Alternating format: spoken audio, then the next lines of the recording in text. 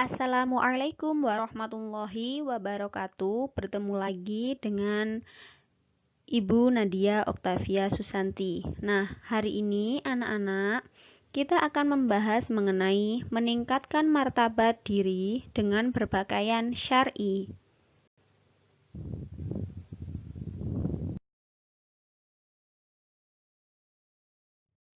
Meningkatkan martabat diri dengan berpakaian syar'i dibagi menjadi dua subbab.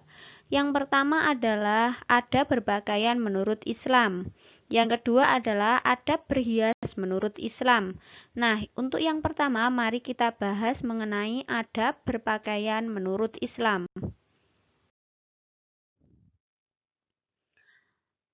Pengertian adab sendiri yaitu merupakan bagian dari akhlak yang mana berarti tata krama. Islam mengajarkan untuk berpakaian dan berhias secara baik dan benar berdasarkan syariah Islam, meski tidak mengesampingkan mode atau tren masa kini, asalkan sesuai dengan syariah Islam. Yang kedua, mengenai pengertian berpakaian menurut Islam. Berpakaian atau menutup aurat merupakan kewajiban bagi seorang muslim dan muslimah. Kriteria berpakaian yang benar bukan sekedar berdasarkan kepantasan atau mode yang sedang tren, melainkan berdasarkan Al-Quran dan hadis. Allah Subhanahu wa Ta'ala berfirman dalam Quran surat Al-Ahzab ayat 36, yakni wa ma kana lil mu'mini wala mu'minati idza qadallahu wa rasuluhu amro an yakuna lahumul akhiratu min amrihim wa man ya'sillaha wa rasulah faqad shalla dhalalam mubina. Dan tidaklah pantas bagi laki-laki mukmin dan perempuan mukmin apabila Allah dan Rasul-Nya telah menetapkan suatu ketetapan akan ada pilihan yang lain bagi mereka tentang urusan mereka, dan barang siapa mendurhakai Allah dan Rasul-Nya, maka sungguh dia telah tersesat dengan kesesatan yang nyata. Nah, berikut di antara syarat pakaian muslim dan muslimah yang baik yaitu yang pertama, menutup seluruh badan selain yang dikecualikan. Yang kedua, bukan sekedar berfungsi sebagai perhiasan. Yang ketiga, kain harus tebal dan tidak transparan. Harus longgar sehingga tidak menggambarkan lekuk dari tubuhnya. Tidak diberi wewangian atau parfum yang baunya sangat menyengat, khususnya bagi wanita yang dapat menimbulkan fitnah. Berpakaian yang tidak menyerupai laki-laki atau sebaliknya, bukan pakaian trendy yang dapat menimbulkan fitnah dan riya. Nah, perempuan sendiri auratnya adalah seluruh tubuh kecuali telapak tangan dan wajah, sedangkan laki-laki adalah auratnya dari pusar sampai lutut. Nah, yang ketiga adalah cara berpakaian menurut Islam. Yang pertama adalah bagi wanita, memakai kerudung atau jilbab yang menutupi dada, menutup seluruh tubuh selain muka dan telapak tangan bagi wanita, kecuali di hadapan mahramnya. Berpakaian bagi pria, minimal menutup lutut sampai pusar. Lebih baik jika berpakaian rapi. Bahan pakaian wanita tidak boleh tembus pandang. Berpakaian tidak boleh menyerupai wanita bagi pria, dan sebaliknya pria tidak boleh berpakaian atau berdandan seperti wanita. Berpakaian tidak ketat sehingga tidak membentuk lunggut tubuh. Tidak berlebih-lebihan, misalnya panjang kakinya jangan sampai menyapu tanah. Maksudnya di sini adalah panjang dari pakaian yang digunakan. Biasanya kalau perempuan itu menggunakan gamis, nah gamisnya itu tidak boleh panjangnya itu sampai melebihi kaki, dan menyapu tanah itu namanya berlebihan. Berpakaianlah yang bersih dan indah. Yang keempat adalah manfaat dan hikmah berpakaian menurut Islam. Islam sendiri mengidentifikasi pakaian sebagai pelindung, yaitu melindungi dari berbagai bahaya yang muncul. Hai anak Adam, sesungguhnya kami telah menurunkan kepadamu pakaian untuk menutupi auratmu, dan pakaian indah untuk perhiasan, dan pakaian takwa itulah yang paling baik. Yang demikian itu adalah sebagian dari tanda-tanda kekuasaan Allah. Mudah-mudahan mereka selalu ingat. Quran Surat Al-A'raf ayat 26. Nah, manfaat berpakaian menurut syariat Islam antara lain dapat memelihara dari cuaca dingin atau panas dan bahaya lainnya. Tidak menimbulkan hawa nafsu bagi lawan jenis, merupakan bagian dari ibadah kepada Allah Subhanahu wa taala, menghindarkan diri dari godaan setan sebagai identitas diri. Nah, sebagai identitas diri itu maksudnya bagaimana? Ketika kita menggunakan jilbab atau yang laki-laki menggunakan kopiah, itu menandakan bahwasanya dia itu adalah seorang muslim atau muslimah. Sebagai ikhtiar mendapatkan keridhaan dari Allah Subhanahu wa taala.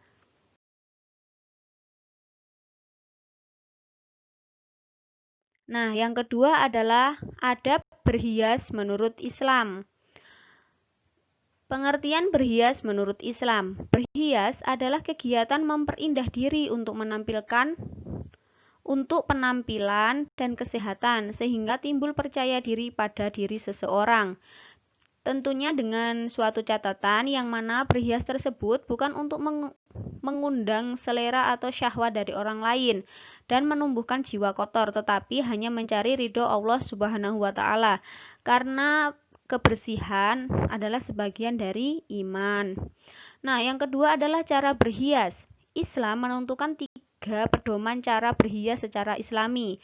Yang pertama adalah berhias yang dianjurkan, diantaranya seperti memulai segala sesuatu yang baik dari sebelah kanan.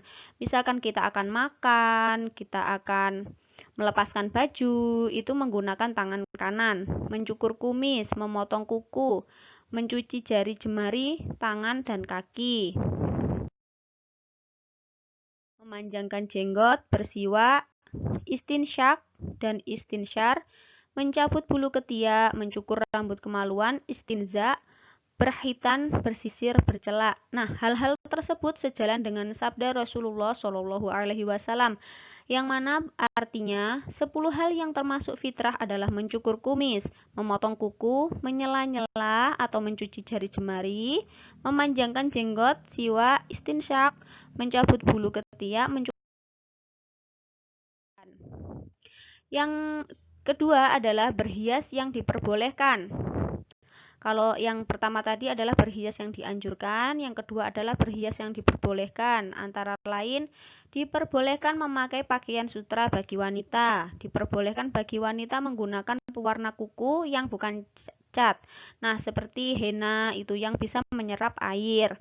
Memakai perhiasan yang terbuat dari emas, perak, dan batu-batuan permata boleh dipakai untuk wanita, namun dengan catatan tidak boleh berlebihan. Berhias yang dilarang. Yang ketiga adalah berhias yang dilarang. Apa saja berhias yang dilarang? Seperti dilarang memotong rambut dengan niat riya dan menyambung rambut bagi wanita. Jadi hair extension untuk wanita itu tidak boleh karena haram hukumnya. Dilarang membuat tato karena tato tidak menyerap air. Jadi ketika kita mentato tubuh kita, maka air tidak bisa masuk sehingga ketika kita bersuci itu tidak bisa suci gitu. Tidak diperbolehkan menggunakan wangi-wangian yang aromanya dapat menimbulkan fitnah. Tabaruj atau berhias dengan memperlihatkan kecantikan dan menampakkan keindahan tubuh dan kecantikan wajah kepada selain suaminya. Nah, tabaruj ini adalah berdandan yang terlalu dilebih-lebihkan atau melebih-lebihkan. Mencabut atau mencukur alis. Nah, bagi perempuan ini tidak boleh mencabut atau mencukur alis, mengikir gigi, atau operasi kecantikan juga tidak boleh. Nah, yang terakhir adalah manfaat dan hikmah berhias menurut Islam. Di antara manfaat dan hikmah yang dapat diperoleh adalah menjaga dan memelihara kehormatan, kesopanan, dan harga diri, menghindarkan diri dari sesuatu yang akan menjerumuskan ke arah perbuatan zina, membedakan antara kepribadian orang Islam dan bukan Islam, menggambarkan bahwa orang Islam sangat patuh dan taat terhadap perintah Allah Subhanahu wa taala. membuat terlihat lebih rapi, bersih, dan indah, membuktikan bahwa Islam memperhatikan keindahan. Nah, berdasarkan penjelasan dan ketentuan tersebut, tersimpul bahwa berpakaian yang menutup aurat menjadi kewajiban muslim dan muslimah. Syarat berpakaian secara islami adalah menutup seluruh badan kecuali yang dikecualikan, tidak ketat, tidak menerawang, bahannya tidak diberi wewangian, sehingga tidak menarik lawan jenis. Berhias dalam Islam merupakan kegiatan memperindah diri untuk penampilan dan kesehatan, sehingga tumbuh rasa percaya diri dari diri sendiri. 3. Pedoman cara berhias dalam Islam dianjurkan, diperbolehkan, dan dilarang. Nah, sekian mengenai berpakaian menurut syariat Islam. Semoga anak-anak semua dapat memahami materi kali ini dan bisa mengaplikasikannya terhadap kehidupan sehari-hari. Wassalamualaikum warahmatullahi wabarakatuh.